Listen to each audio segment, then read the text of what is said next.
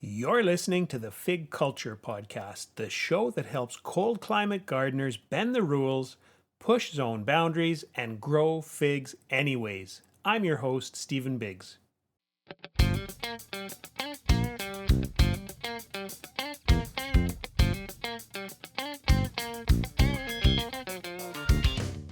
Welcome to the Fig Culture Podcast. Today I'm talking with fig enthusiast Eddie Sleem about growing figs indoors.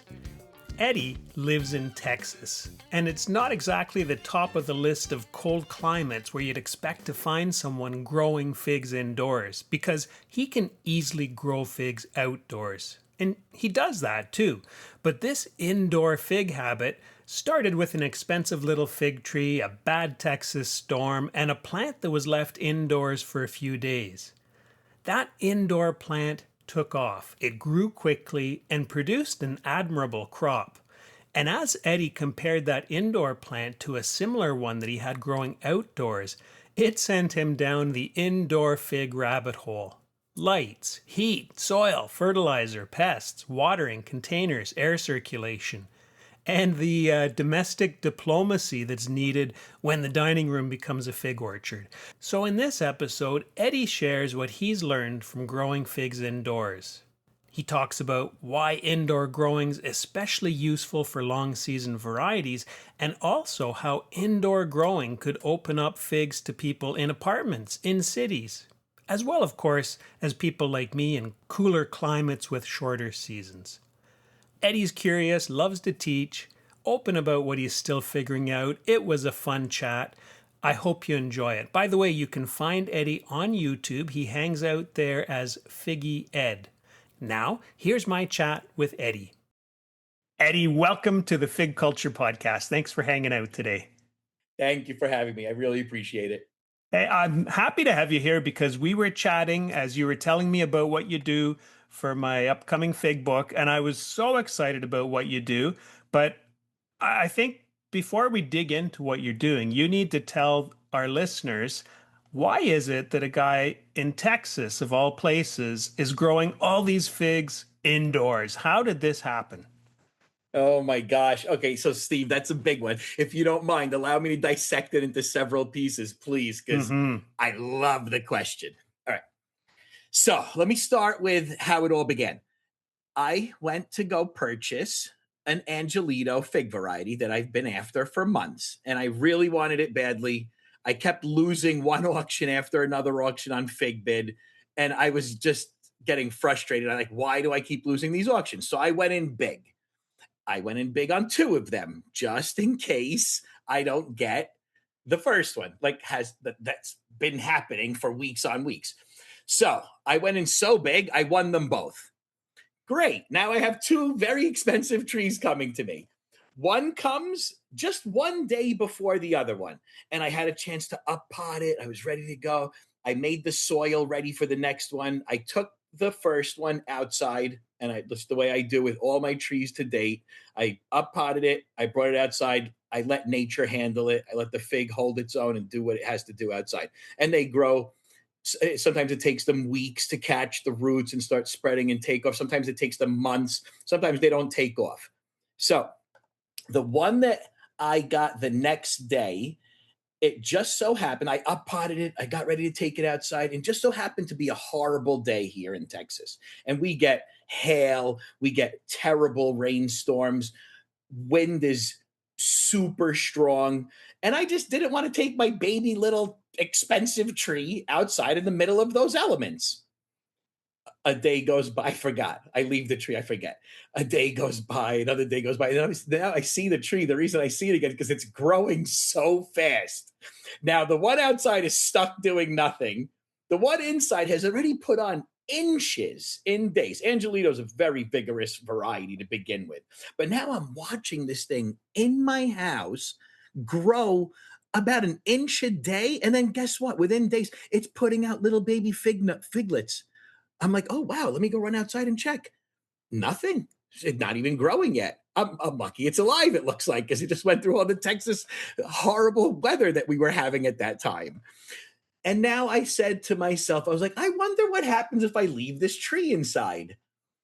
And that's what I did. every single node, it grew roughly 170 nodes. It gave me 170 figs that first year in a Wow. 10-gallon pot. Isn't that incredible? So of course, I'm going to take the opportunity now and say, can I do this with other figs? Can I get some lights? Can I really do this in a professional manner and now start teaching other people that they can do this?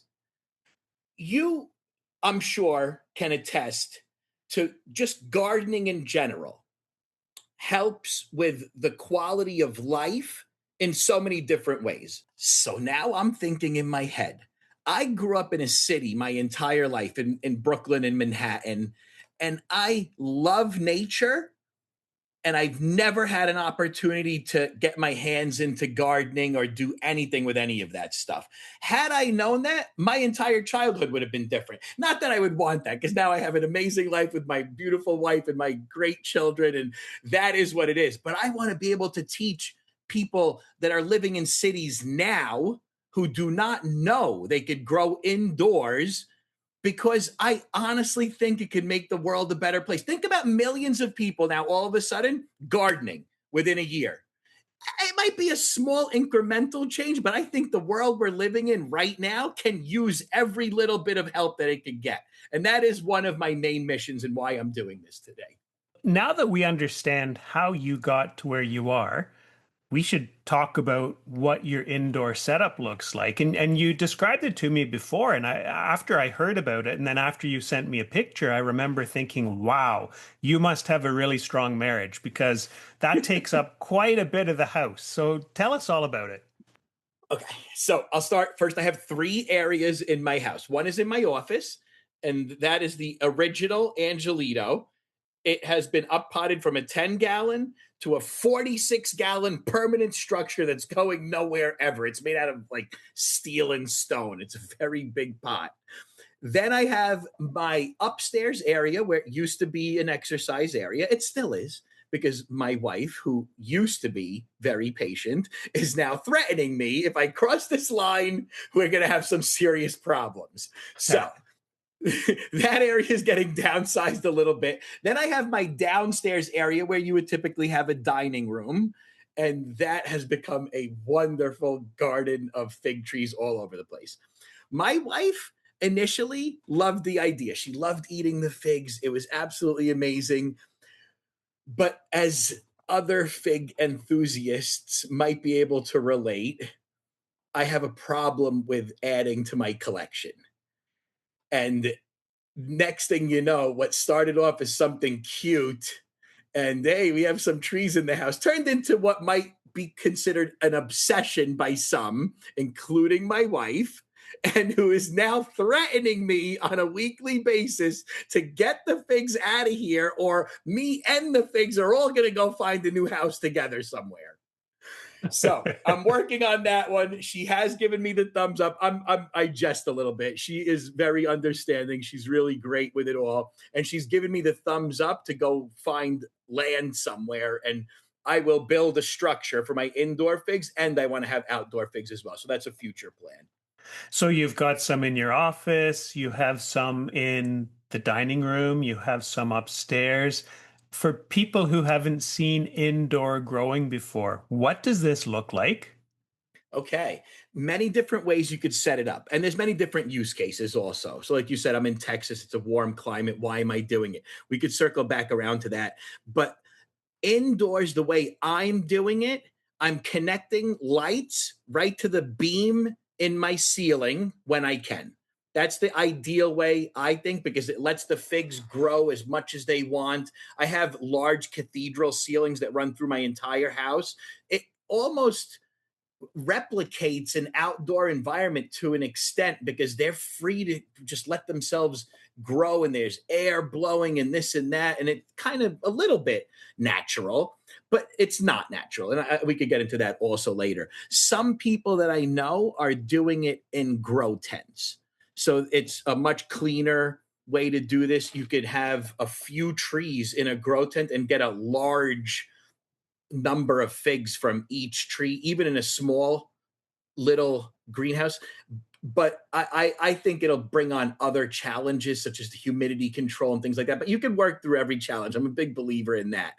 Then you can also do, depending on how nice you want it to look, they have really nice little things on the bottom that catch the water, whatever those things are called, like trays. Mine is a horrible setup. I have just those simple little up pot mats, and I put those mats. I have my pots and the mats. Every time I overwater, the mats flap over and all the water just comes right out. So it completely defeats the purpose. So don't do what I did. Look at some of my recommendations and listen to me. Don't do what I did. So you've got the mats, you've got lights hanging from the beams. How's air circulation work? Do you have fans going in there too? Yeah, absolutely. I have some pretty strong fans in all of the areas. Not the office. The office is fine. I notice I need the fans when I have a lot of trees on top of each other. If they're close to each other, I'm going to need to put some fans then Mm. for sure. I have everything that you do outside, I do inside. So fertilization, I have a drip line set up. I auto inject fertilizer and other amendments, microbes, things like that. I have to control insects. It's a lot of work. You can even say some aspects of it are more work indoors than they would be outdoors. So everything you do outside, you have to do inside to an extent, sometimes even more. And what about the sides? Do you have any kind of periphery lighting as well? I do. I love it. That absolutely, it's a game changer. There's many different companies that make side lights. I've been using one called Sansi, Sasni, and the reason is because the amount of juice you get, the amount of power measured in ppfd, that amount of power coming from those Sansi lights is a lot. And they're about 100 watts each, 120 watts, 90 watts, way less than some of my ceiling lights. I'm up to 1,000 watts in one light. I have one that's 800. On average, they're about 400, 300 watts out of those ceiling lights. But I get sweet, tasty figs from one Sansi light with no above lights necessary. Hmm. If the tree is small and it's manageable. So the size of the tree is a major factor in all of this. You won't need big lights hanging from the ceiling if you don't have these super huge trees. So if you keep the size in control, you could probably get away with that. My thing is I brought in a bunch of outdoor trees to start this whole thing, and they were huge. So I'm connecting right to the ceiling right from the start, but there's so many different ways to do it. Okay. So for somebody who wanted to try just one plant, something like this Sansi light that you're talking about is a way to do it. Absolutely 100%. I have several videos where you could see I would have a plant. I did one video in particular where I had a calderona and it was growing and putting out figs, but it had no light. And I said, fine, fine. Let's see if this gives me any sweet figs or not. I ate a fig. It was absolutely awful. For anybody who's had a fig that's not sweet, I think they would agree. They are just horrible, horrible things. I added a Sansi light. One light. Not so I added the 120-watt light, the structure, but I only pointed, it has four heads. I only pointed one of the heads at it. So we're talking about 30 watts. 30 watts of this thing right in its face. So the ppfd was around 700. It was a lot. If you're getting ppfd, and the way you're measuring that is in micromoles per second per meter squared. So I'm hitting 700 on that thing. I'm not getting a meter squared of leaf surface, but it doesn't matter because that intensity of 700 hitting it for the 12 hours a day that I run my lights was enough to take the bricks. That initial one I had was about 13, the bricks reading, the sugar content. In 2 weeks, it went to 23 from a 30-watt light bulb. And that difference in flavor from 13 to 23, it's night and day. It's like eating a completely different thing. In 2 weeks, 30 watts. I couldn't believe it. Okay, so you just talked about something that I think is interesting, the bricks, but you're talking about measuring the light too. So some people love measuring things and recording things, and other people don't. And I was wondering, for somebody just getting into this that maybe has a bit of a technophobia for Yeah. gauges, measurements, is it still realistic? Oh, absolutely, 100%. At the end of the day, it's going to come down to common sense, but understanding that there are certain things you must look for. So, for example, I might have a stand with a giant 400-watt light on it shooting down, and that particular brand does not shoot off to the side much at all, maybe 6 inches, maybe 1 foot. And all of this you could find in the instruction manual by the manufacturer. It'll tell you the ppfd at 6 inches, 12, 18, so you can get an understanding of how much ppfd you have, and it'll tell you if it's going to go how much to the side or not. So if you're looking with your eyes and you don't know that the specs of your light are very specific and you have a tree 2 feet away from it, by your visual inspection, you're going to see a lot of light hitting that tree. That light, I can assure you, is not going to increase your bricks because you're not getting enough ppfd if you had the meter to read it. You really need to look at the instructions per manufacturer and ensure that your plant is within where the light is hitting and that it's close enough that it's getting enough light. So you can do it all by just reading the instructions and listening to them and then just using common sense. When we talked before, Eddie, I asked you for 3 tips for people that might be interested in indoor growing, and you proceeded to give me 10. And so I thought we should maybe dig into those 10 tips or those 10 points today. Can you take us through those? Well, Steve, thank you very much because that is an amazing question that might just have me going for an entire hour right now. So please reel it in if you need to. Number one, when you love something, you love it, right? Num- Number one and number two are both super important. And when I first started and I was putting messages out there, feelers to see what people think, anybody that knew about indoor growing told me that these are going to be the 2 hardest things to manage indoors if you want to get sweet figs. And I 100% agree with them. It just so happens with the technology now compared to what it was 10, even 5 years ago, it's very different light technology. So it's a lot easier to do this now than it ever has been historically. And we could thank another industry for that, but I don't care where it came from. So lights and heat, that's number one and two.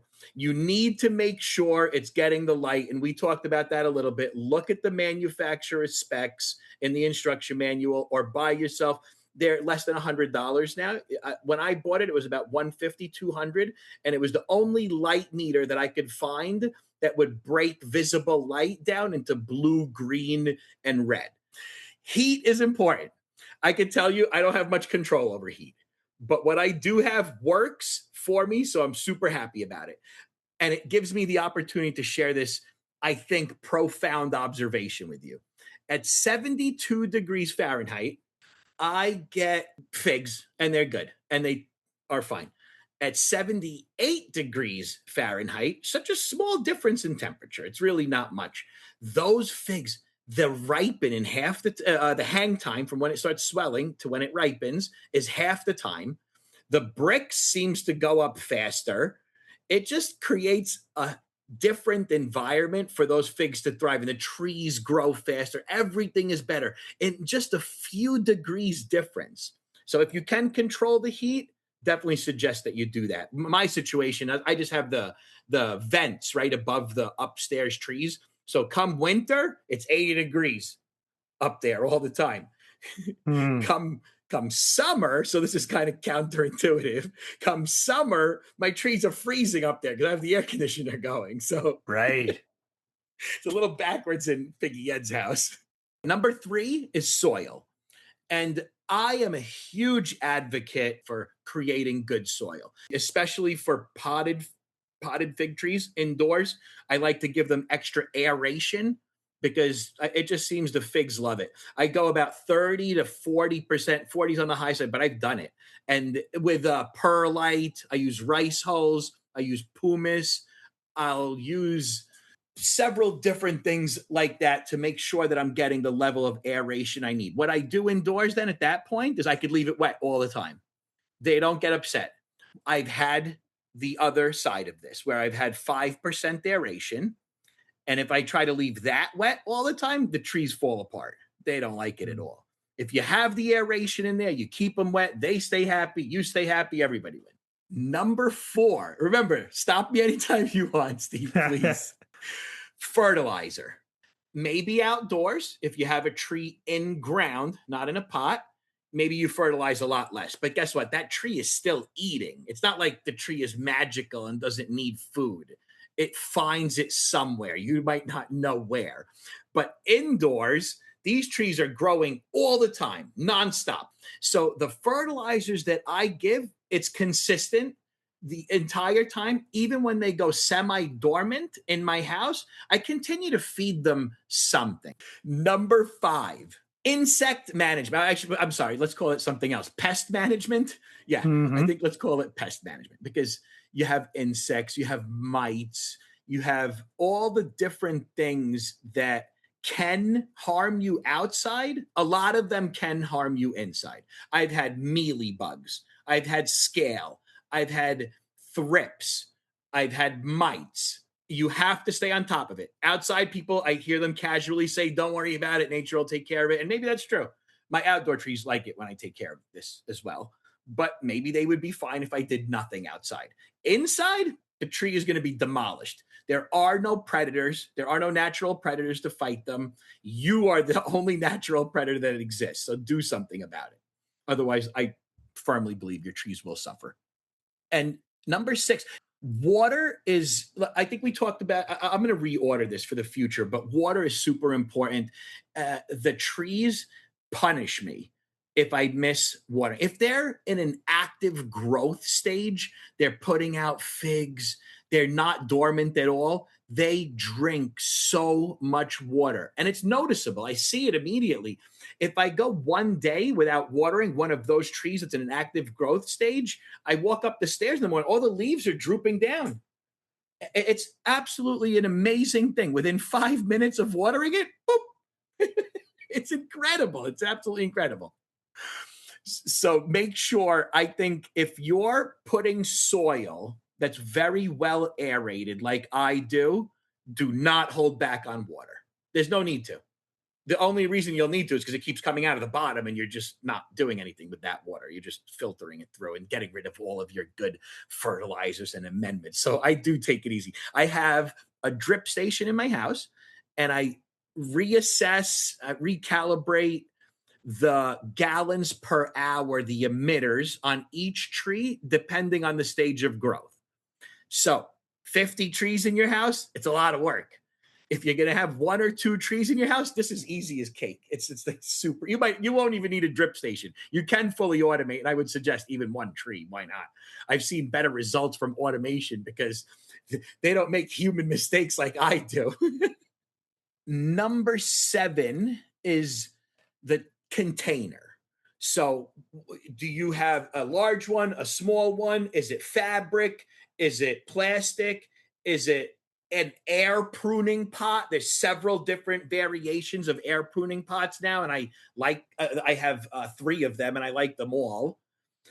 So what I've noticed, and just a quick summary on this, is if you want to have smaller trees and keep the size under control, you don't need to go large on your container size. 10 gallons, you could grow a gigantic tree with 10 gallons. I have some trees in 3-gallon pots that are giving me 40, 50 figs in 3 gallons. And now, mind you, I fertilize, I feed, I amend, I do all of that. So I'm giving it all the nutrition it needs. And the little bit of roots that it's been able to accumulate in 3-gallon pot are handling it. I'm getting good quality figs. It's not like the figs are suffering. So you definitely want to consider container size based on your specific circumstances and what you're looking for. I would suggest air pruning pots of some sort. Even the fabric pots, that does air prune to an extent. Plastic pots are cool. I have nothing against hard container pots. Like I said, I have a 46-gallon permanent structure in my office. What I did with that one was I put the fabric that you could use to create like those hanging baskets, that fabric. I lined the pot with that. So now as my roots grow, they're going to grow into that, and hopefully they don't get too root bound, because I don't know what I'm going to do if this tree gets root bound. 46-gallon container. Next up is number 8 is space. We talked a little bit about this. You can have an open, wide space like I do, and I truly believe the plants thrive in that. It's as close as you're going to get to replicating outdoors. Or you can have a closed bedroom, a bedroom dedicated just for this. And I promise, I don't have that. I'm trying to convince one of my children to let me do that with one of their bedrooms. Another way to do it is the grow tent. The grow tents are very feasible. It makes it so much easier. I just cannot myself attest to the quality of it, but there are plenty of videos out there. Mike Kincaid, for example, on YouTube is doing excellent work with grow tents, and he's going to expand and do the other idea as well. It's going to be like a bedroom type of setting. And then the third example was what I have is cathedral ceilings in your house, and just go fill that house up. Number 9 is air quality. Now, when you have a bunch of trees on top of each other, you really need to look very carefully at air quality. I do set up powerful fans, and you can automate all of this stuff also. So you hit a certain temperature or humidity and the fan will kick off. You could connect it. You can even automate lights nowadays. There's so much you could do out there with automation. But air quality is super important. You need to figure it out. If you're going to be in a grow tent, for example, I would highly suggest getting a dehumidifier. You're not going to want the figs in that kind of humidity. It's going to get hot, humid, it's moist in there. No, you're going to need a dehumidifier. You're going to need fans.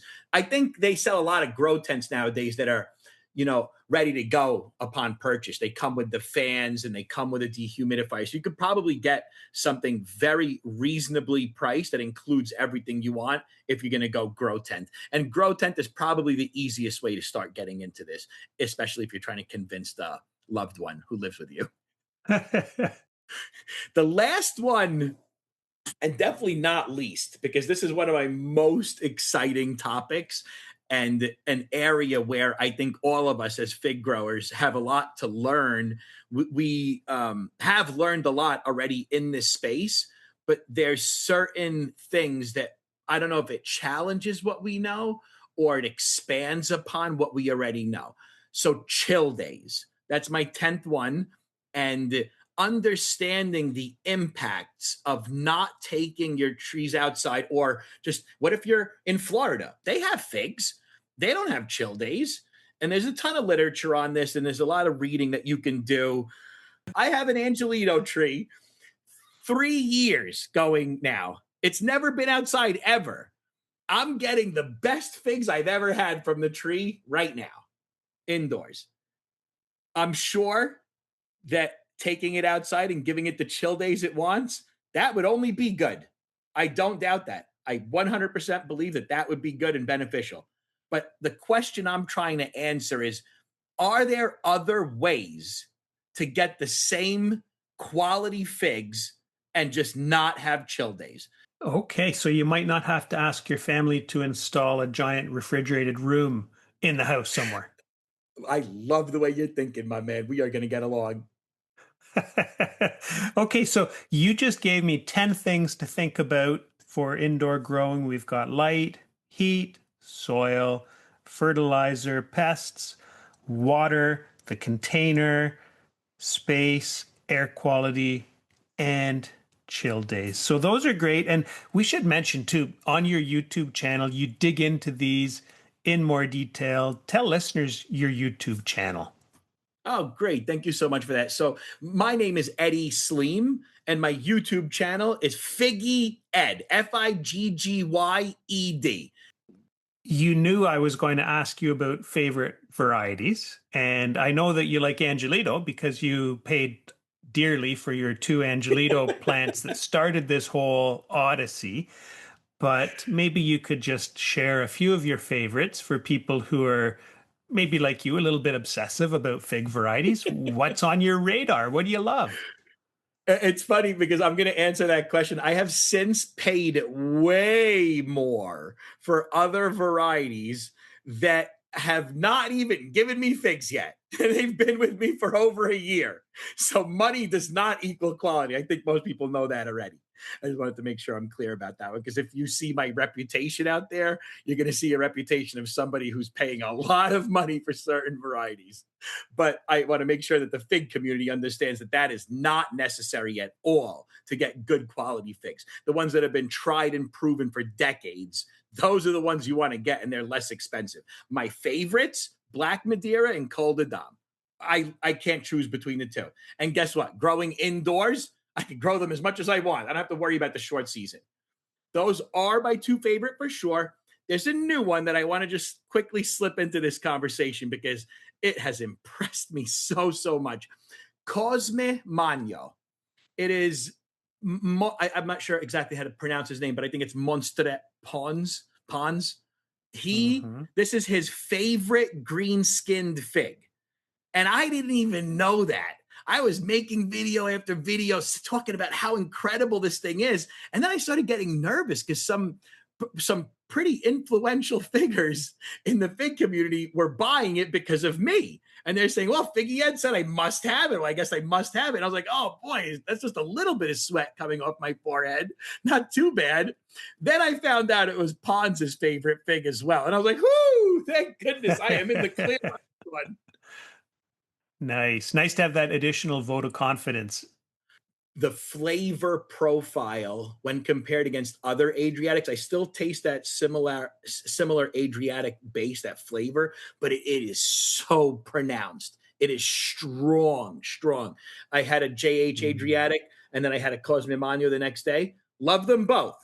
Absolutely amazing. And if you don't feel like spending $200-300 on a Cosme Magno plant because it's still a new, I guess it's popular now, or I don't know what it is. It's expensive for some reason, and I'm sure that price will come down. But you can get a JH Adriatic that tasted really good also. The difference being that how pronounced the flavors are and the size of the Cosme Magno is a little bit bigger. So yeah, I'm going to put it up there as one of my favorites because it seems to stand out when compared against other Adriatics, but I'd be perfectly fine if I had JH Adriatic and I didn't have the other one. It's not like a huge loss to me. Okay, that's good. So that's three favorites for people to start with, and maybe we'll stop there because I know you'd take that into three digits if we had time. So Absolutely. let's go from there to what you wish you knew when you got into figs. Looking back, what do you wish you would have known? Okay. I'm sorry. I'm going to have to say two things because they're just both super important. One of them, prune your trees. I beg you. Don't be scared like I was. And it's fair. Let me just defend myself for just 1 second. I'm watching these little baby trees grow. I'm going to come along with a pair of prunes and shear the top right off. I mean, that doesn't seem natural, even though everyone on YouTube is telling you to do that and do it early. I still didn't do it. I didn't. And there's various reasons. They looked weak, some of the trees. I'm going to sit there and cut them. I wanted them to grow and get some energy first, but I regret that. I definitely wish that I cut them. I don't care how weak or thin they could have been, a pencil thickness. I should have cut it, period. Shape your trees because now I have these giant monster trees outside, some of the 13, 14 feet in pots, and I'm sure I'm just feeding the birds out there. So prune your trees. Don't be scared like I was. Just do it. You will definitely be happy that you did that in the future. It'll make for an overall more productive, better tree for you. Number two, aerate your soil. And I know I'm going to steal my man Lou Monte's saying here, head on the chopping block. I'm putting my head on the chopping block by saying that because I know there's a lot of different opinions on this. But for me, aerating my soil to about 30% minimum, 25-30% minimum was an absolute game changer. I noticed giant difference in my trees when I did that. So aerate your soil. Excellent. Okay, prune your trees, aerate your soil. And before I let you go, I think we should maybe talk about, so people who are listening to this, I'm sure some people will be thinking, maybe I need to give this indoor growing a try. What are a couple starting points? Because we just talked about a whole lot of stuff. It might seem daunting. Mhm. What are a couple starting points for people? First thing you want to do is really envision your space. So figure out where you want to do this in your house and understand how much space you have. That's step number one. Wow, this is turning into a video idea for me. Thank you. Huh? So envision your space. Then you can start figuring out what you want to do with lighting. Are you going to get lights that hang in the ceiling? Are you going to get stand lights? Are you going to get a Sansi light and that's it? So your space is going to tell you how many trees you could put there. You might be able to put 10, you might be able to put 2. And that's going to dictate what you do next, especially when it comes to the type of lights you're going to want to use and if you're going to want to get a grow tent or not. Once you start figuring out that stuff, I think it just becomes a lot easier from there and people could just start learning by trial and error. But I'll tell you, one of my best performing indoor figs was my Figo Preto. It is just, and my Angelito. I mean, these things, because I think next is you want to start picking the variety that you want to bring indoors. Oh, I, I would strongly suggest people bring the long season varieties indoors because you could grow the other ones outside, right? I just finished telling you I got the best Cosmimano I ever had. It was one of the best figs I ever had in my life. And that was at month 16 of continuous growth. You're not going to get that outdoors. So I'm sorry, I'm digressing. Going back to your original question, envision your space, understand what you're working with, and then decide if you're going to do a grow tent or if you're going to get a different type of structure. And then you can figure out what kind of lights that you're going to get. Definitely aerate your soil and just let it rip. Go start watching my videos. We'll have a lot of fun together. Sounds fun. Okay, and on that note, just remind us again where to find your videos. Figgy Ed on YouTube. So Figgyyed on YouTube. Eddie, thank you for hanging out for the podcast. So much fun chatting with you. So much fun. Thank you for having me. I truly appreciate it, Steve. You're listening to the Fig Culture Podcast. I'm Stephen Biggs.